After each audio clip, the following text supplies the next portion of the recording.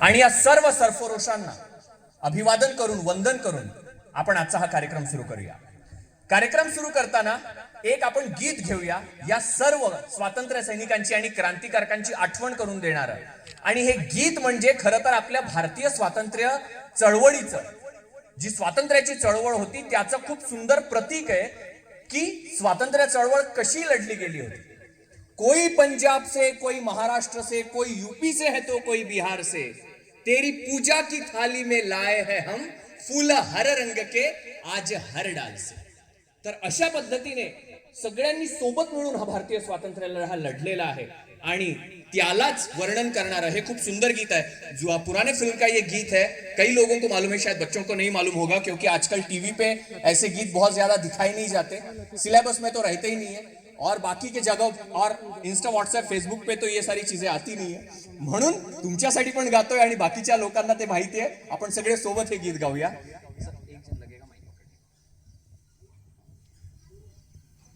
जिन लोगों को ये गीत मालूम है, जो बुजुर्ग है यहाँ, उन सबको ये गीत मालूम है, हम सब साथ में गाते हैं.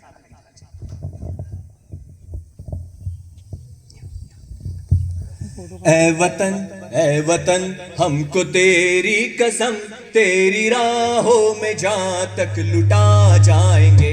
ए वतन हमको तेरी कसम, तेरी राहों में जहाँ तक लुटा जाएंगे.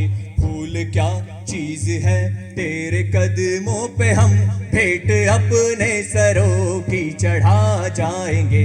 ए वतन कोई पंजाब से, कोई महाराष्ट्र से, कोई यूपी से है, कोई बंगाल से. कोई पंजाब से, कोई महाराष्ट्र से, कोई यूपी से है, कोई बंगाल से. तेरी पूजा की थाली में लाए हैं हम, तेरी पूजा की थाली में लाए हैं हम फूल हर रंग के आज हर डाल से. फूल हर रंग के आज हर डाल से. नाम कुछ भी सही पर लगन एक है, जोत से जोत दिल की जगा जाएंगे. ए वतन हमको तेरी कसम, तेरी राहों में जहाँ तक लुटा जाएंगे.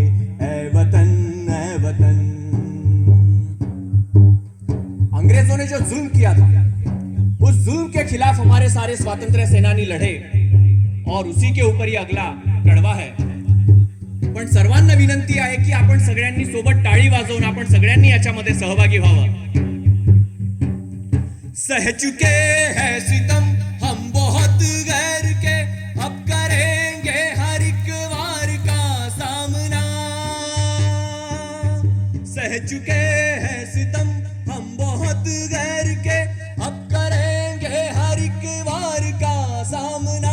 झुक सकेगा ना सरफरोशों का सर, चाहे हो खूनी तलवार का सामना, चाहे हो खूनी तलवार का सामना. सर पे बांधे कफन हम तो हंसते हुए, जोत से जोत दिल की जगा जाएंगे. ए वतन हमको तेरी कसम, तेरी राहों में जहाँ तक लुटा जाएंगे. खून क्या चीज है तेरे कदमों पे, हम भेंट अपने सरों की चढ़ा जाएंगे. ए वतन ए वतन ए वतन ए वतन ए वतन ए वतन. इनकलाब, आवाज आना चाहिए. इनकलाब इनकलाब, ठीक से आवाज आना चाहिए, यहां से आवाज नहीं आ रहा है. इनकलाब. मैं बोलूंगा 15 अगस्त, आपने बोलना है जिंदाबाद. 15 अगस्त स्वतंत्र दिन, तिरंगी झंडा, तिरंगी झंडा. मैं बोलूंगा तिरंगी झंडे की, आपको बोलना है जय. तिरंगी झंडे की, तिरंगी झंडे की.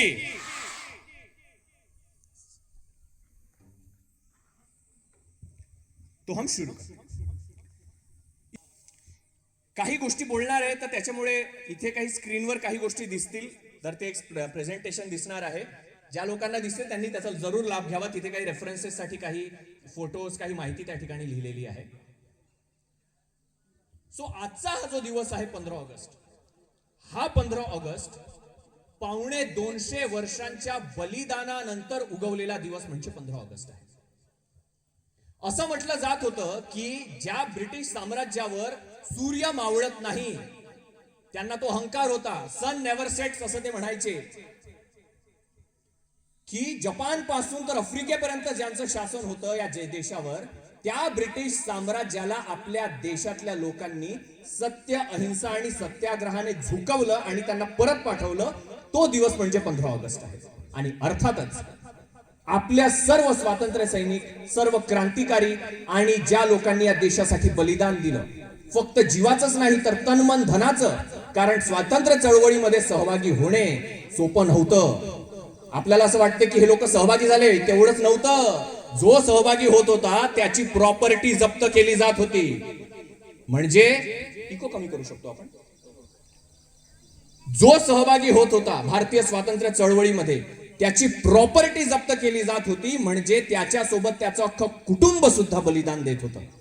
तर अशा पद्धतीनं आपण म्हणतो स्वातंत्र्य सैनिकांनी बलिदान दिलं. हो, स्वातंत्र्य सैनिकांनी आणि त्यांच्या कुटुंबियांनी दिलेल्या बलिदानामधून उगवलेला दिवस म्हणजे कोणता दिवस आहे? कोणता दिवस आहे? मी शाळेमध्ये शिकवतो, त्याच्यामुळे मला एकटं बोलायची सवय नाही, आणि तुम्ही तिथे समोर आहे त्याच्यामुळे आपल्याला बोलायचंय. मी छोटे छोटे प्रश्न विचारणार, तुम्ही बोलणार ना? आवाज देणार ना? आवाज काढणार की नाही काढणार? उत्तर देणार ना? मला सांगा मग, एवढ्या बलिदानानंतर उगवलेला दिवस कोणता आहे? कोणता आहे? 15 ऑगस्ट जिंदाबाद, तिरंगी झेंडा जिंदाबाद. मग प्रश्न हा येतो की 1947 ला ज्या इंग्रजांपासून आपला देश स्वतंत्र झाला, ते इंग्रज मुळात देशात आलेच का? अनेक लोक असं म्हणतात की इंग्रज कशासाठी आले? व्यापारासाठी आले. पण हा आपला खूप मोठा गैरसमज आहे की इंग्रज व्यापारासाठी आले. इंग्रज आपल्या देशात का आले हे जेव्हापर्यंत आपल्याला समजणार नाही, आणि इंग्रजांनी आपल्या देशासोबत काय केलं हे जेव्हापर्यंत आपल्याला समजणार नाही, तेव्हापर्यंत खऱ्या अर्थाने आपल्याला 15 ऑगस्टचं महत्व तेवढं नाही समजणार. आपण पुस्तकांमध्ये वाचतो, ह्या सगळ्या ज्या गोष्टी मी तुम्हाला सांगणार आहे, ह्या बहुतेक तुमच्या कानावर कधी पडल्या नसतील किंवा कोणी अभ्यास केल्या नसतील. पहिले ह्या गोष्टी सिलेबस मध्ये असायच्या, आता नाही आहेत. सो इंग्रज या ठिकाणी जे आहे, या ठिकाणी व्यापारासाठी आले नव्हते. इंग्रज, मग तुम्ही म्हणाल कशासाठी आले होते? तुम्हाला माहिती आहे, व्यापार करण्यासाठी इंग्रजांकडे काहीही नव्हतं. इंग्रजांकडे फक्त सोनं होतं, कोणतीच गोष्ट नव्हती. इंग्रजांकडे व्यापार करायला काही एक गोष्ट नव्हती, फक्त सोनं होतं, जे त्यांनी आफ्रिका आणि अमेरिकेमधून लुटलेलं होतं. व्यापार करायला काहीतरी सामान लागत असते, काहीतरी उत्पादन लागत असते. इंग्रजांकडे कोणतीच गोष्ट नव्हती. हे मी म्हणत नाही, जगातले अनेक वैज्ञानिकांनी सिद्ध केलेलं आहे. ज्या वेळेस इंग्रज भारतात आले, त्यावेळेस भारत त्याच्या प्रगतीच्या प्रचंड चरमसीमेवर होता, एकदम अत्युच्च शिखरावर होता. आपल्याला आज भारत गरीब दिसतोय, तो याच्यासाठी आहे कारण इंग्रजांनी आपल्याला लुटलं. इंग्रज यायच्या पहिले भारत असा नव्हता. भारत प्रचंड संपन्न देश होता. भारतामध्ये मी एक मजेदार गोष्ट तुम्हाला सांगतो, अंगठीतून पार होऊन जाईल एवढं चांगलं कापड बनत होतं. अगदी अंगठीतून पार होईल अशी साडी बनत होती. ढाक्याची मलमल त्याला म्हणतात, मसलिन त्याला म्हणतात. इतकं सुंदर कापड जगात कुठे मिळत नव्हतं, इंग्रजांच्या देशातही नाही. इंग्रजांना ते संपवायचं होतं, कारण त्याच्यामुळे इंग्रज कंपन्यांचे, ब्रिटिश कंपन्यांचं फायदा होत नव्हता. भारतामध्ये जबरदस्त दर्जाचं जहाज बनायचं. आपल्याला ह्या गोष्टी कोणी सांगत नाही की भारत त्यावेळेस किती विकसित होता. हे समजणं गरजेचं आहे की इंग्रज भारतात का आले. हे सगळं भारतात एवढा विकास होता म्हणून आले. इंग्लंडच्या राजाचे जहाज हे भारतातून बनून जायचे. नेपोलियनचं नाव ऐकलंय का? नेपोलियनचं नाव इथे मोठ्या लोकांनी ऐकलंय ना? एक मोठा राजा होता फ्रान्स देशाचा. तर त्याचं इंग्लंडच्या राजासोबत युद्ध झालं. आणि इंग्लंडच्या राजाचं आणि नेपोलियनचं जेव्हा युद्ध झालं तेव्हा इंग्लंडच्या राजाचे जहाज हे इंग्लंडमध्ये नव्हते बनले.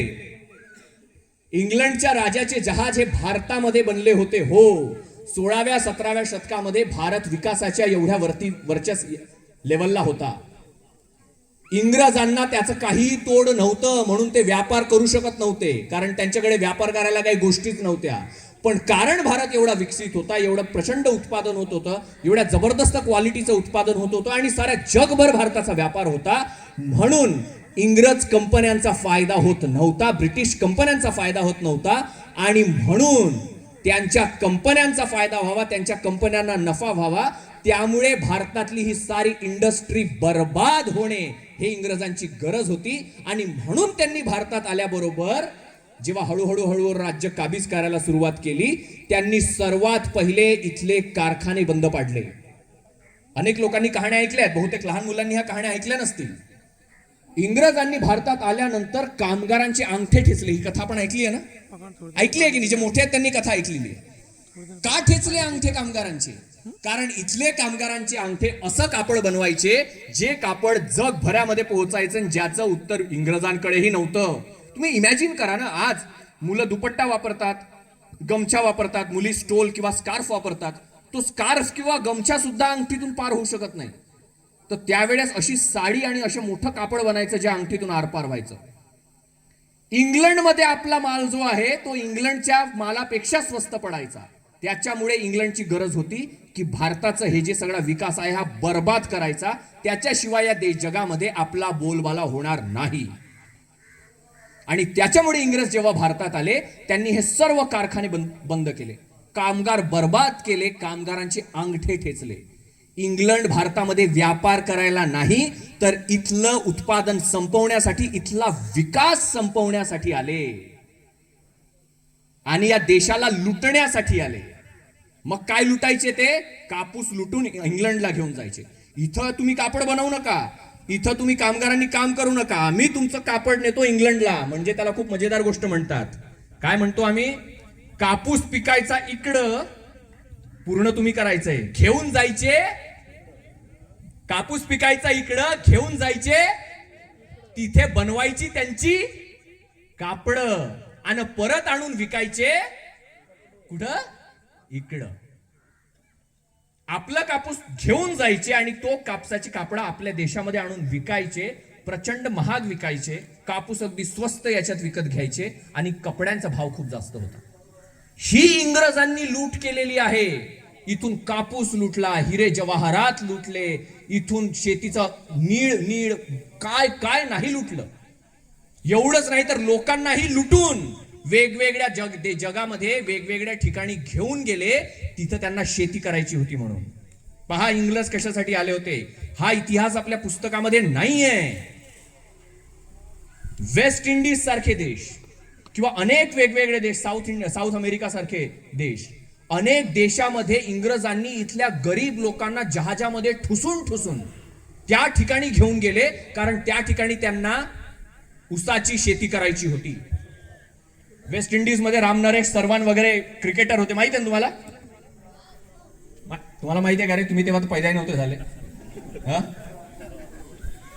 वेस्ट इंडिज टीम मधले अनेक क्रिकेटर्स हे त्यावेळेस इंग्रजांनी ज्या लोकांना इथून घेऊन गेले जहाजामध्ये ठुसून जनावरांसारखे घेऊन जायचे आपल्या देशातल्या लोकांना आणि त्या ठिकाणी नेऊन ऊसाची शेती करवायचे आणि ऊसाची शेती करून मग तो नफा कमवायचे. याच्यासाठी इंग्रज आले होते. ते काही व्यापार करायसाठी नव्हते आले. व्यापार करायसाठी आले म्हणजे आपल्याला असं वाटतं आपण त्यांच्यासोबत व्यापार करत होतो. अरे ते तर आपल्याला माणूस समजत